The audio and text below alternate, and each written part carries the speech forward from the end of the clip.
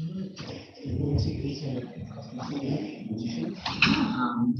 Mum and I were going to go, and I realised I can't. I'm in Sydney for work. So Mum I'm guessing she's going to get it tomorrow. I don't want to wait for him to go. I think you need to take photos.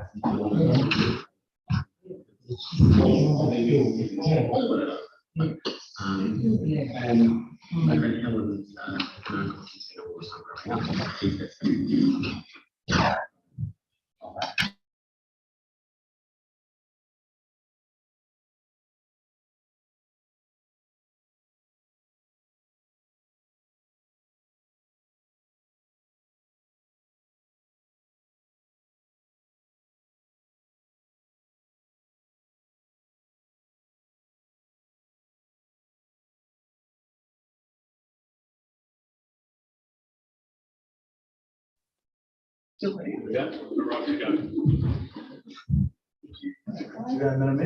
All right, good morning. Welcome everybody to the Extraordinary Council meeting, Tuesday, the 26th April 2022. Live streaming statement. Edinburgh Council wishes to advise members of the public that council meetings will be recorded and will be available after each meeting on council's website. All care will be taken to maintain the privacy of those in attendance. However, as a visitor in the public gallery, your presence may be recorded. By remaining in the public gallery, it is assumed your consent is given in the event your image is broadcast. This includes any filming by television cameras if attendance is approved by the General Manager or Mayor. Acknowledgement of country. I would like to acknowledge that we are here today on the land of the Wamba Wamba Perapa people. I would also like to acknowledge and pay my respects to past Aboriginal elders, the present Aboriginal and Torres Strait Islander people who reside within this area and their future generations. Statement of purpose. I've come here as a councillor freely and without bias to represent the views of the community in considering the matters before us today, to vote in a manner I consider to be in the best interest of the community, and to observe the code of conduct and respect the rule of the chair and view of my fellow councillors. Apologies and applications for a leave. We have none. Do we have any disclosures of interest? None. All right, so report 7.1, special variation to rates. Oh, thank you, Madam Mayor. This paper is to help clarify the IPART recommendations and to make sure that Council complies with ASB application. In your March meeting, you agreed an adoption or a resolution to apply for the increase in 1.8 in addition to 0.7%. Subsequent to that, in reviewing the IPART application and discussions with IPART and internally, we've had to come back to Council to ensure that the resolution that we include as part of the documentation that goes to IPART complies with how they would like their application to be submitted, along with the form clearly outlining the differences in the numbers from 0.7 to 2.5. Council, as a result, Council needs to demonstrate that in the absence of this, we would have insufficient funds to meet our obligations, and whether we're applying for a permanent or a temporary variation. Currently, it's a little bit unclear as to what it was that we were applying for. And we have to show this documentation in our documents, IPR documents that are going out to the public, hopefully after Council approves them in the May meeting.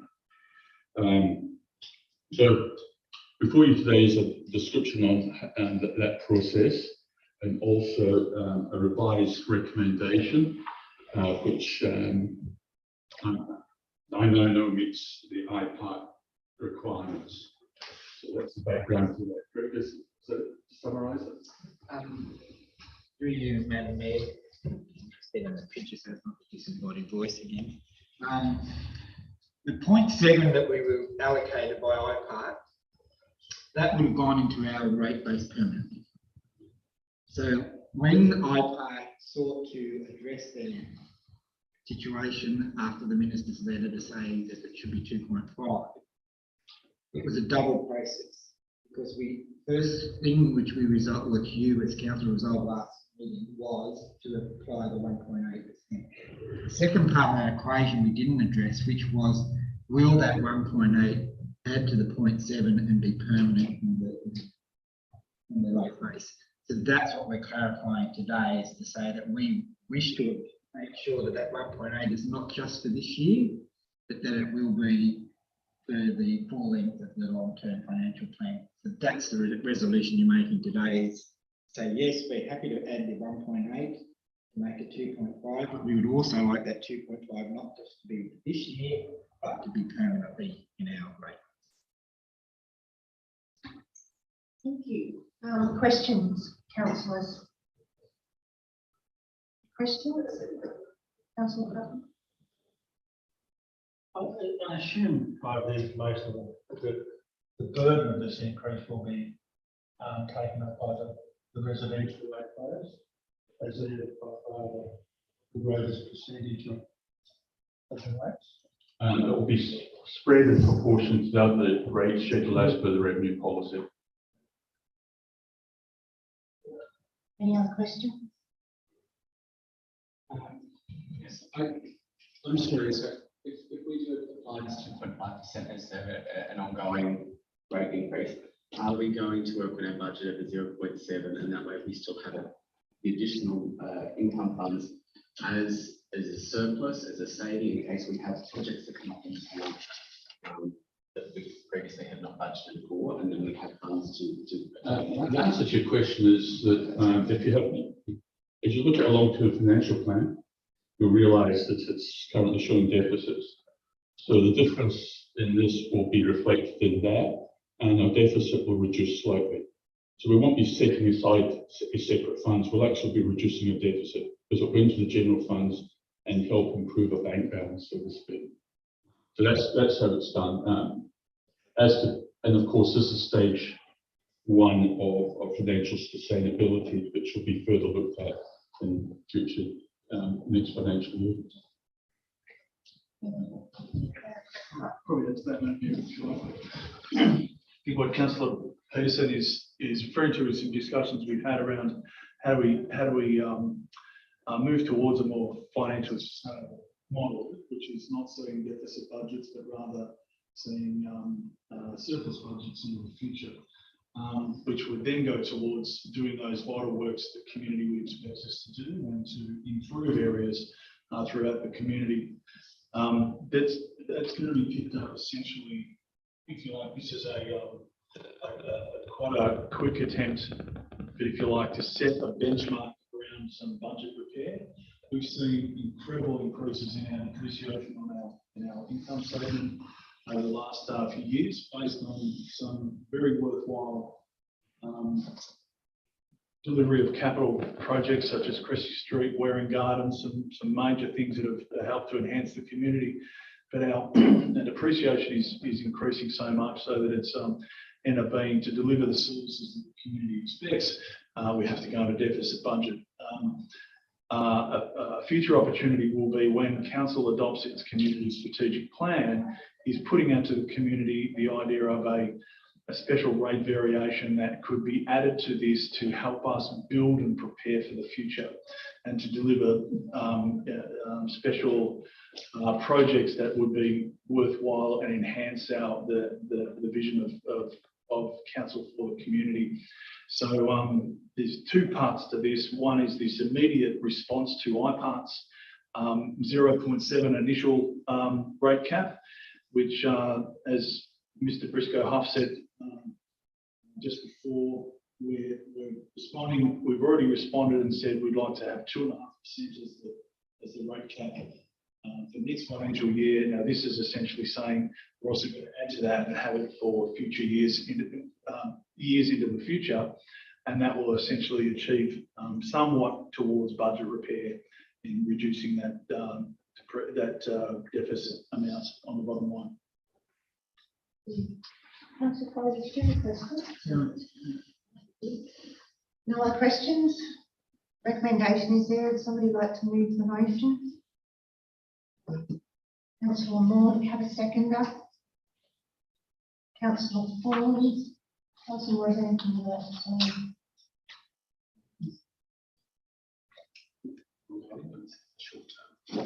Yes, this is essentially saying it's a rate cap of 2.5%.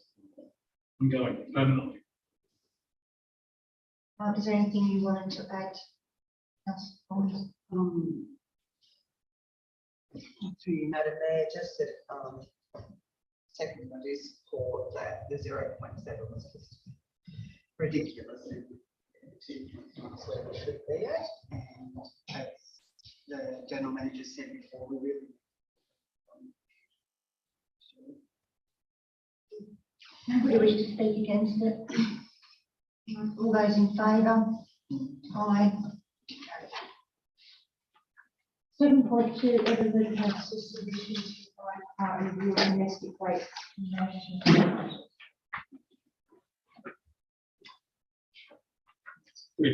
This is, there's been quite a brief of activity by IPART over the last 4 to 5 months, and of course we as an organisation want to look at those deliberations that they do very carefully to make sure there's we can provide the feedback we need.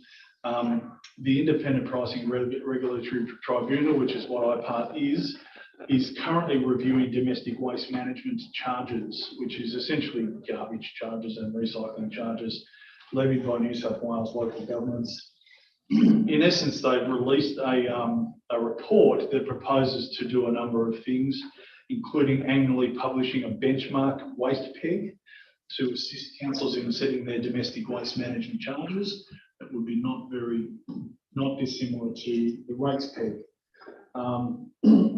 And they would set that, they would publish the rate peg from at about the same time as they published the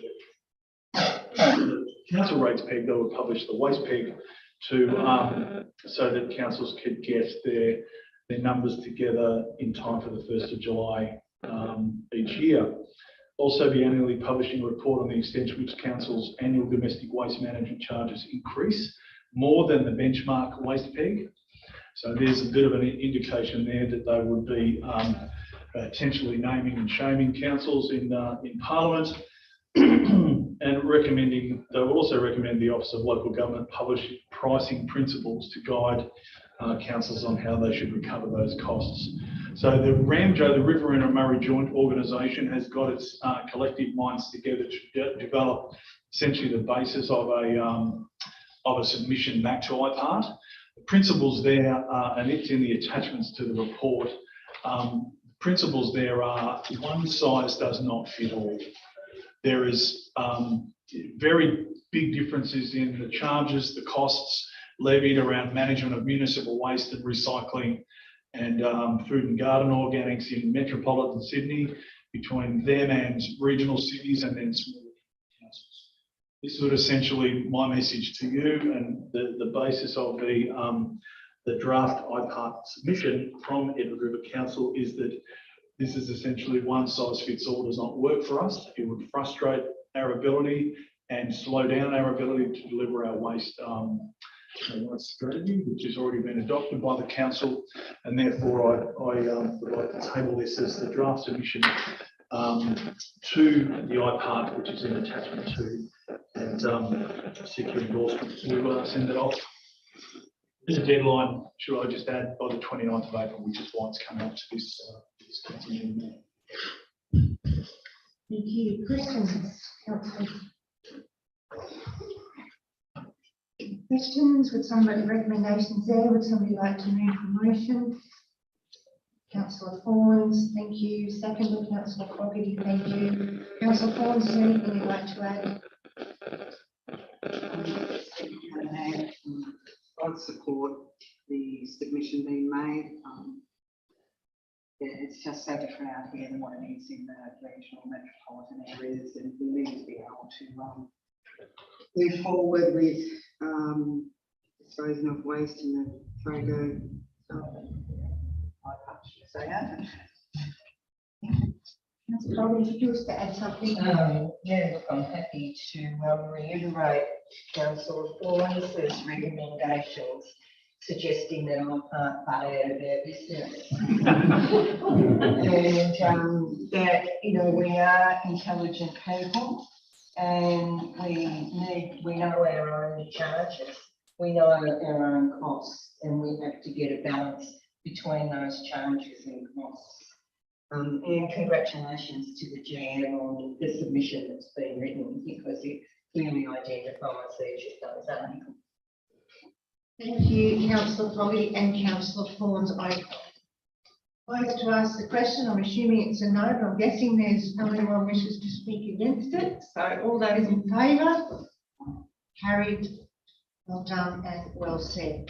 There being no other business, we can close the extraordinary meeting at 9:16 AM, and I thank you all very much for your time this morning.